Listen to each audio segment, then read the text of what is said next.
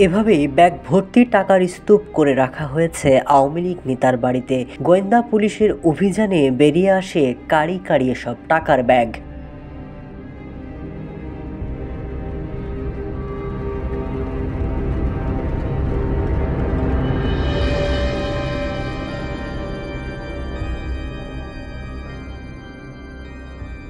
শুধু টাকা নয়, লকার ভর্তি ছিল স্বর্ণ অলংকার।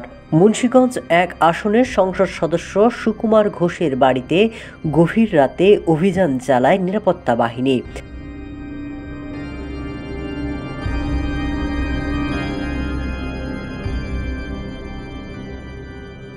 এ সময় নগদ টাকাসহ লকার থেকে বের হয় ভরি ভরি স্বর্ণ।